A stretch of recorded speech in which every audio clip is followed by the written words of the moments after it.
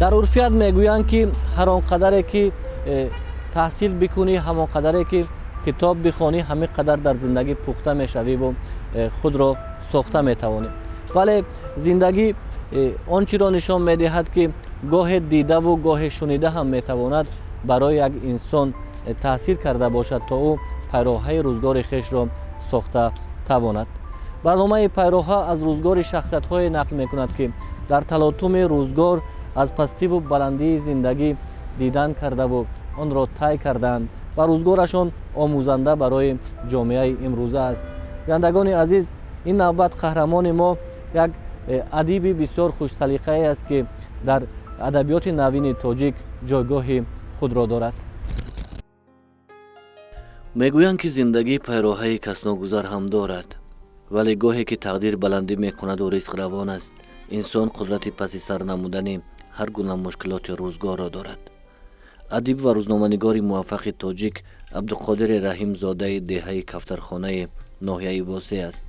او ماهی انور حین سردی های زمستان به دنیا آمده است، ولی چون خودش میگوید آنقدر به صنایع تعیین شده حجت هایش باوری ندارد. اصلا تمام معلومات هایی که در شهادتنامه تولیدی ما نوشته شده هستند، اینا یک روزا و ماهای تخمینی فکر میکنم که باشد. چرا؟ چون که اون زمان وقتی که کودک به دنیا می آمد، دکتر معلومات نامه نمیداد که او ساعت چند در کدام روز تولد شده است و هر وقتی که مثلا صاحب فرزند با جماعت دهات میره، همون روز تولد کودک به حساب میره. او بعد 1 ماه میرود یا که 2 ماه میرود و پدرم فراموش کرده است که کودک او کی به دنیا آمده است. خیلی تخمین میگوید که با فکر میاد 2 هفته پیش بود. خب رئیس جماعت یا کاتب جماعت حساب میکند که 2 هفته پیش کدام روز بود، یا خیلی میگه چفر داره 1 روز بنویس. فکر میکنم که 17 ینور سال 1961 اگر شاید تخمینی باشد که من به همین روز و در همین ماه و در همین سال به دنیا آمدم. شاید در سال 60 باشد، کی میدوند که پدر من کی رو گرفته است. ولی اصلا که 17 ینور فصل زمستان است، من از خورده این فصل را دوست نمیدارم. با اون خاطر که بسیار یک فصل سرد بود و همون سالها، مثلا در سالی که من به صنف یکم یعنی سال 1968 رفتم، به نهایت برف بسیار و بلند باریده بود و بسیار هوا سرد بود. پیراهای قسمت به قهرمان ما یعنی عبدالقادر رحیم هنوز از زمان کودکی مشکل ها را روبرو می سازد. او در یکی از یادنامه های خیش نوشته است که زمان طفلی به درد گرفتار می شود که پدرش مجبور می شود او را به بیمارخانه بیرون از مکان زیستشان ببرد و آنجا او در تربیه و طبابت طبیبان روس قرار می گیرد و همین گونه می شود که او آنجا زبان روسی را می آموزد و وقتی به خانه او را می آورند او به تاجیکی حرف گفتن نمی تواند. یعنی او مادرش را و مادرش او را در زمان کودکی فهمیده نمی تواند و همین گونه می شود که مادر در زمان طفلی عبدالقادر دنیا را ترک می کند و بار روزگار او غم و غربت او باز دوچند می شود. 32 ساله‌ام و 1000 سال عمر دیدم. زاده ختلانم و مقیم دوشنبه. از خردی در وطن خود غریبم. بیماری از آغوش مادر مرا جدا کرد. آن وقت که زبان نگشاده بودم. تاجیک از خانه رفتم و روس برگشتم. مادرم را نمی شناختم. او زبان مرا نمی دانست. من فرزند زن روس بودم و برای او می گریستم. فریبم می دادند که او را می آوریم.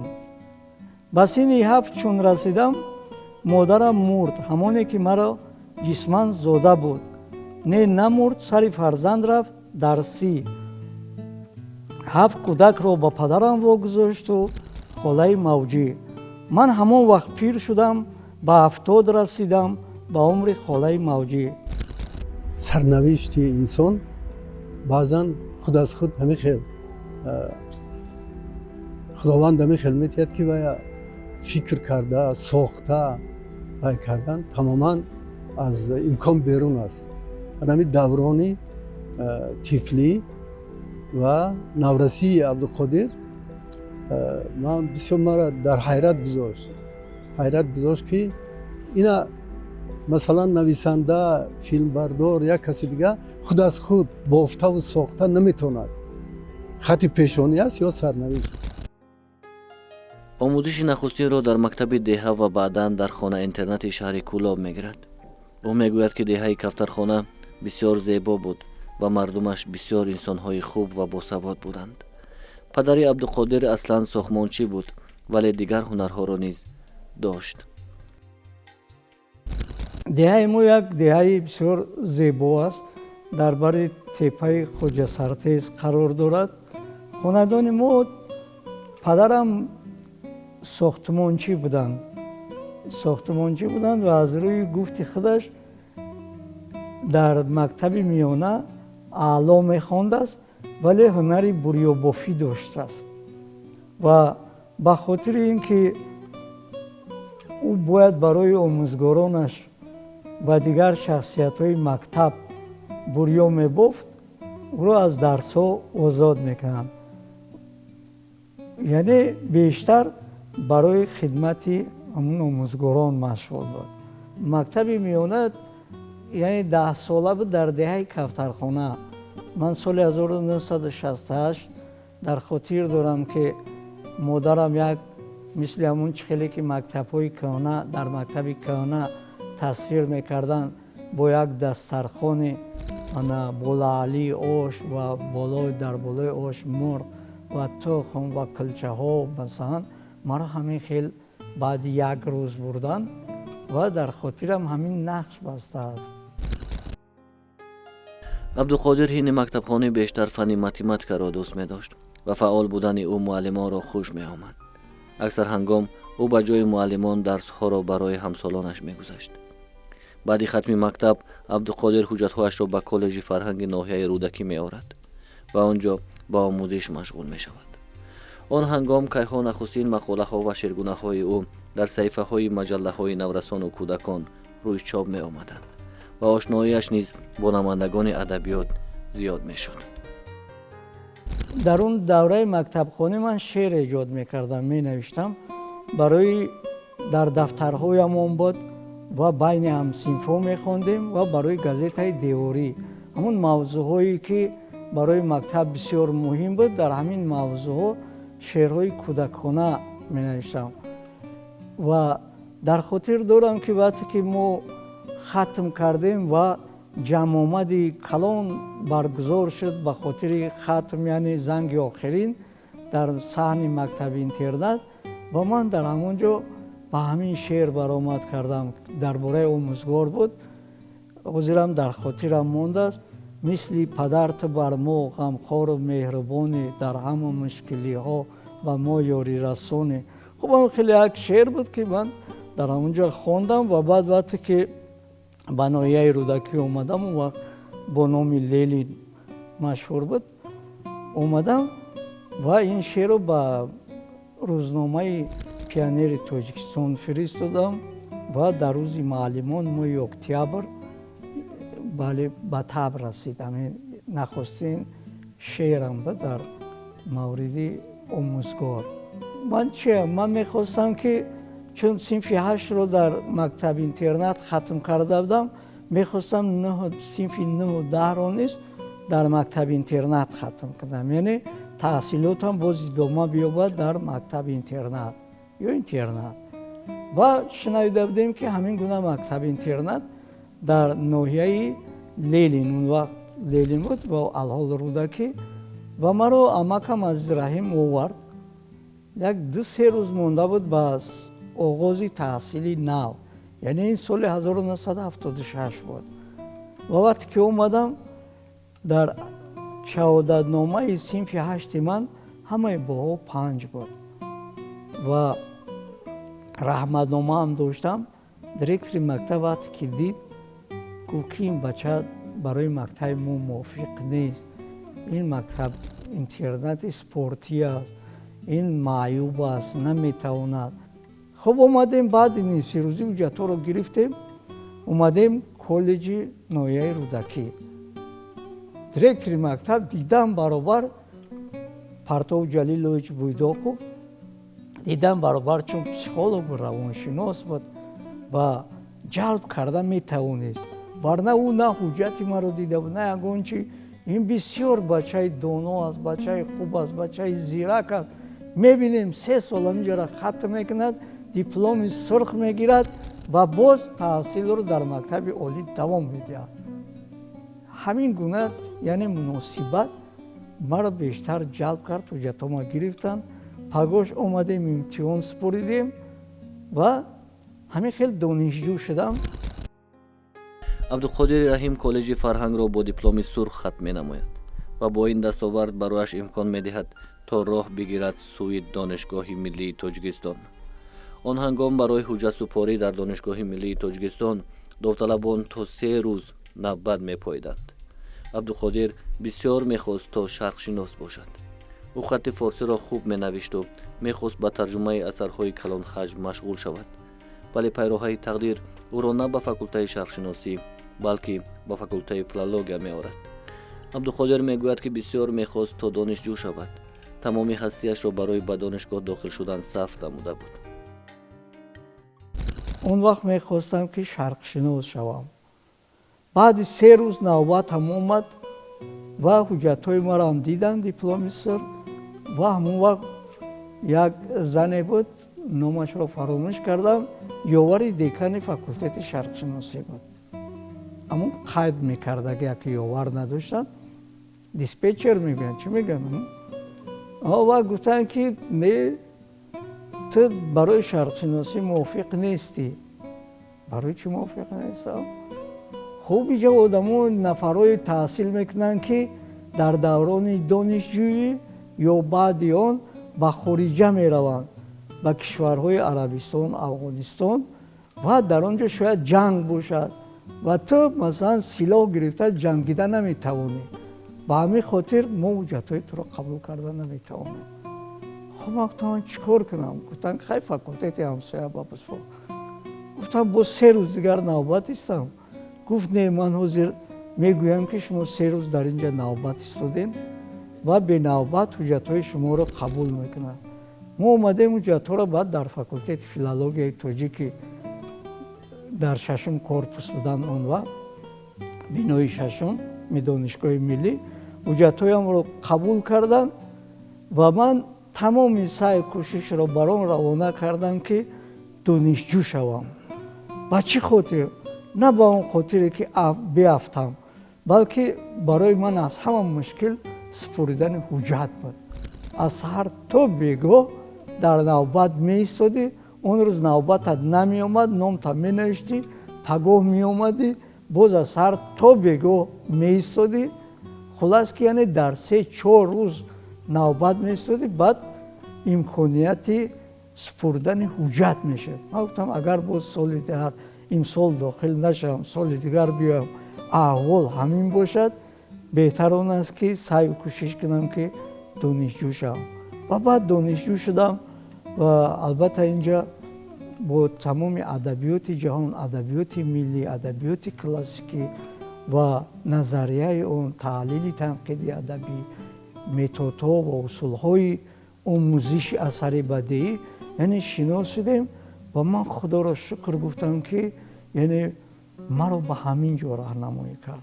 در دانشگاه دولتی تاجیکستان عبدالقادر رحیم شامل محفل ایجادکاران جوان می شود و نخستین شعرگونه‌هایش از طرف استادان خوب پذیرفته می شود و این محفل در حیات بعدینه عبدالقادر رحیم نقش بارز می گذارد، زیرا آنجا با بزرگان علم و ادب و نظم و نثر آشنایی پیدا می. دانشگاه برای عبدالقادر یک مکان آرزوها بود که گویا فتح نموده و دوستان زیادی پیدا کرده. عبدالقادر با مهربانی و صداقت خویش زود میان همسالان خویش آشنایی پیدا می نماید و اعضای محفل ادیبان جوان می شود. آن زمان محفل مذکور زمینه کامل بود برای آماده نمودن қаламкашон ҷавон. амсолои мо Толиби Озарахш, Камоли Қурбониён, Рустами Ваҳобзода, Авҷабур Раҳмонов, хоб ино як хайрандеш 1 сол пеш аз мо таҳсил мекарданд.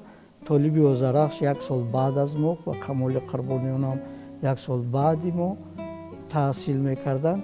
Сиёвуш 1 сол баъди мо таҳсил мекарданд. ва боз алҳол номи ҳамаи онҳо ба хотир намеояд. ва ман дар донишгоҳ вақте ки дар курси сеюм мехондам, роҳбари маҳфили адибони ҷавон будам ки сарварии онро устоди зиндаёд профессор Раҳими Мусулмониён ба ӯҳда доштанд. ва ин маҳфил ҳафтаи 1 маротиба рӯзҳои ҷумъа дар толори хобгоҳ баргузор мегашт. Абдуқодир ҳам дар бахши шеър ва ҳам нақди шеъри ҳам ширкаткунандагони маҳфил бисёр ҳузури фаъол дошт. шеърҳояш бисёр хуб муҳокима мешуданд, баррасӣ мешуданд, пазируфта мешуданд ва таваҷҷӯҳ мешуд ба он ки шеъраш бисёр решаҳои қавии суннатӣ дорад. ба адабиёт дар он давра камтар буд таваҷҷӯҳ, албатта нисбат ба ин солҳои баъдӣ ба адабиёти ирфонӣ. ӯ дар ҳамон замон ба адабиёти ирфонӣ хусусан ба Мирзо Абдулқодири Бедил ва Иқболи Лоҳорӣ ки тоза шӯҳрат ёфта буд дар Тоҷикистон таваҷҷӯҳи зиёд дошт ва мабнои шеъраш ҳам асосан ба пайравӣ аз ин ду шоири бузург ва Мавлавӣ ҳамчунин гузошта шуда буд. ва шеърҳояш албатта тафсирталаб буданд, баҳсҳо мешуд. аз ҷумла аз қабил тасаввур кунед байтҳои мисли марде ба кори дунё диду аҷаб бигуфто эй нуктасанҷи оқил ту ин аҷаб биомӯз. барои шоири навқалам ин гуна байтҳо албатта дар он солҳо дар он фазо як нав аҷобат доштанд ва мавриди баҳсҳо мешуданд. пайроҳаи эҷод барои Абдуқодир аз донишгоҳ оғоз мегардад. ҳарчанд навиштаҳои солҳои мактабхониро ҳам дошт, вале он ҷо ӯ чун як шоири тозагу миёни аҳли эҷод муаррифӣ мешуд, шеър мехонд ва фикри худро нисбат ба дигар навиштаҳо баён мекард. муҳаббати эҷод ӯро баъди донишгоҳ ба кумитаи телевизион ва радио меорад ва он ҷо ӯ ҳамчун муҳаррири барномаҳои фарҳангӣ 2 сол фаъолият менамояд. баъд аз 2 сол ӯ бо маслиҳати наздиконаш аввалан ба ноҳияи Нуробод ба ҳайси муаллим меравад ва баъдан ба маҷаллаи Муборизи ноҳияи Восеъ ба кор меояд. дар ҷодии эҷод кам нафаронеро мушоҳида кардан мумкин аст ки дар чанд бахш қуввозмоӣ намоянд, ба фаъолияти эҷодӣ машғул шаванд ва дар ин бахшҳо шӯҳратёб гарданд. ба гумони ман Абдуқодири Раҳим яке аз чунин нафароне аст ки дар чанд паҳлӯи эҷод қуввозмоӣ намудааст ва дар ҳар кадоме аз ин паҳлӯҳо як чеҳраи шинохта маъруф ҳам шудааст. ва Абдуқодири Раҳим пеш аз ҳама фаъолияти касбиашро аз омӯзгорӣ шурӯъ кардааст ва баъдтар дар матбуоти маҳаллӣ ба касби рӯзноманигорӣ машғул шуд ва баъд аз он ба пойтахти кишвар омад ва имрӯз дар яке аз нашрҳои бонуфузи кишвар рӯзномаи Ҷумҳурият фаъолият мекунад. ва бинобар ин пеш аз ҳама дар назари ман Абдуқодир Раҳим ҳамчун рӯзноманигор намудор мегардад. рӯзноманигоре ки вазифааш танҳо иттилоъ додан нест, рӯзноманигоре ки ҳамеша дар баррасии масъалаҳои муҳими мубрами ҷомеа аст ва рӯзноманигоре ки назари таҳқиқӣ дорад ва рӯзноманигоре ки ба масъалаҳои мавриди баррасӣ бо як назари таҷаддудхоҳона нигоҳ мекунад. ба шаҳри Душанбе ӯ бо даъвати шоири халқи Тоҷикистон Гулрухзор меояд. Гулрухзор дар яке аз навиштаҳояш овардааст ки баҳри таъсиси журнали фарҳанг беҳтарин донишмандонро бояд сарҷам меовардем. و میان آنها عبدالقادر رحیم نیز بود، زیرا او مثنوی را می‌آموخت و برای ما دانش او، هنر او و پیش از همه انسانگری او پسند بود. من عبدالقادر را بر وقت میدونم. او از عصر 20 از دوره‌ای که در دانشگاه ملی میخوند در اونجا میدونستم. بعد ما وقتی که تأسیس داد معلم گلرخسار مجله فرهنگ در اونجا همکار بودیم. اینا را از تمام گوشه های تاجیکستان همچون عربیدان و فارسیدان معلم آورد که ما چاپی کاملی خودمون مثنوی معنوی را آماده کنیم. 6 شماره که ما چاپ کردیم همین کار کردن. این کس رستمی بها امروز شاعری بسیار نمایان ما و دانشمند ما. عبدالقادر هم در ذات خودش بسیار دانشمند، سیاوش. خب یک دوست دیگرمون از ناحیه کمسمال آباد بود، از سمسالیق. اینا از چند نسخه آماده میکردن مثنوی را از آغاز تا انجام. من خیلی مشناس شدیم.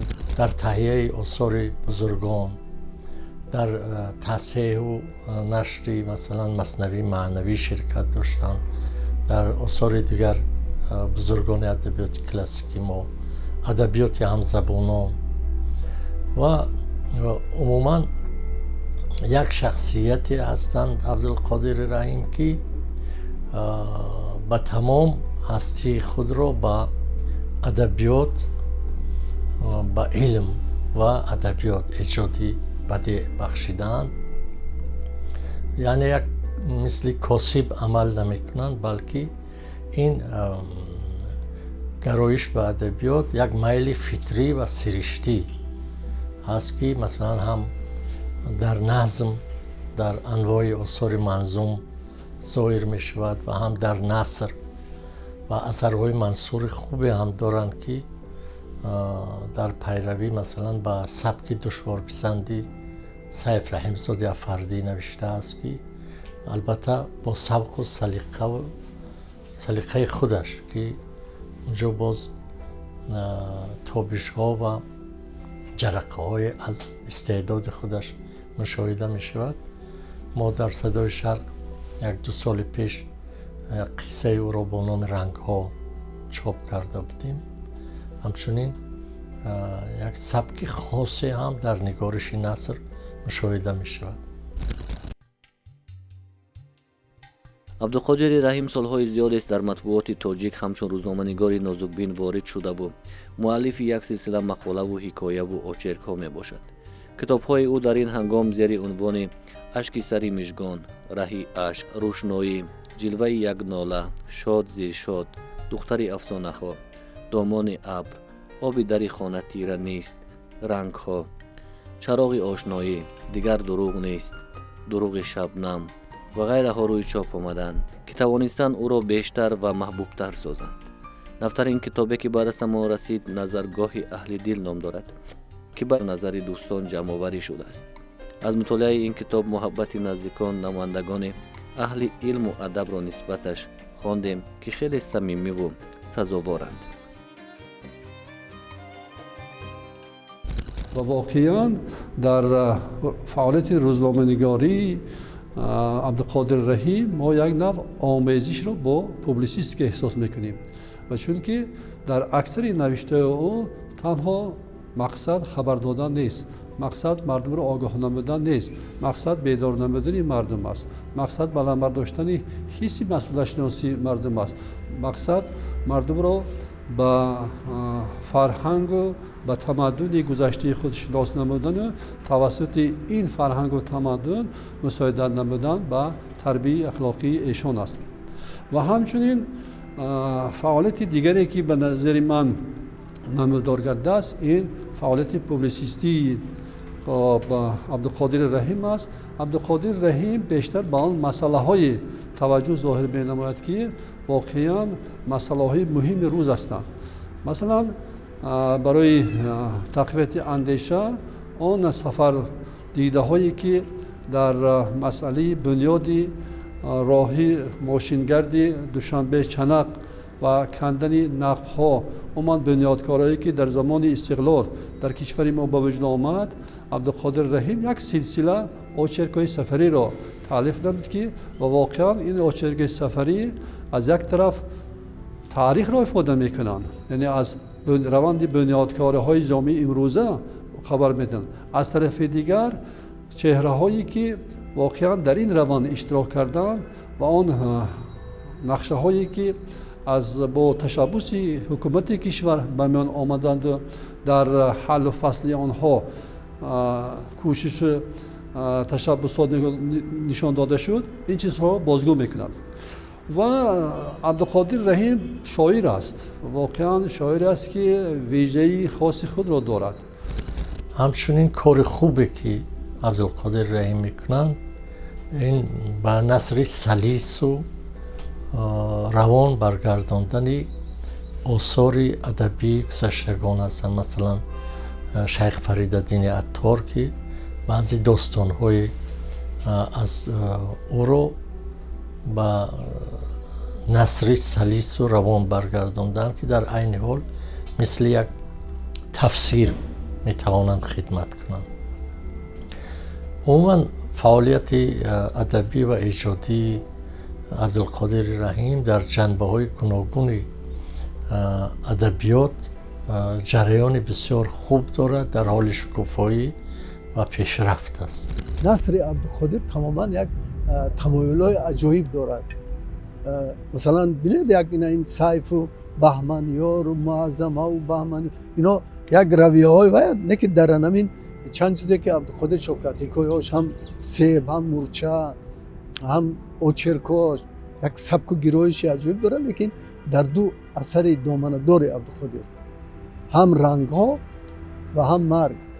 ما تماما یک نویسنده دیگر را می‌بینیم در نثر معاصر ما، نویسنده‌ای که بیشتر به معرفت تکیه می‌کند و کوشش می‌کند که جهان باطنی انسان را با واسطه جزئیات‌های معرفتی، گفتگوها، بحث‌ها مثلا کشاید. اگر انسان چقدر که سیر خود را پوشیده نگاه دارد، چقدر که مخاطبش را فریب دهد، اما رنگ او فریب داده نمیتواند.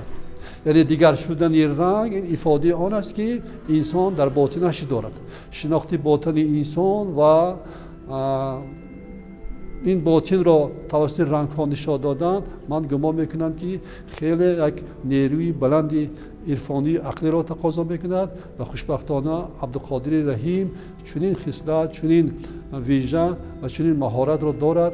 انسان بسیار خوش اخلاق، انسان بسیار فروتن، متواضع، خوش برخورد هستند که هیچ کس مثلا وقتی که درباره یک نفر میگویند که حتی مور را آزار نمیدهد، همین لحظه شاید که یکی از سیماهایی که به یاد آدم رسد عبدالقادر رحیم باشد که همیشه نسبت به انسان ها، نسبت به همه فرق ندارد که اون رفیق است یا که بیگانه است یا کسی دیگر است، بسیار با مدنیت بلند و آداب بلند انسانی سنتی تاجیکی انسانی برخورد میکنند.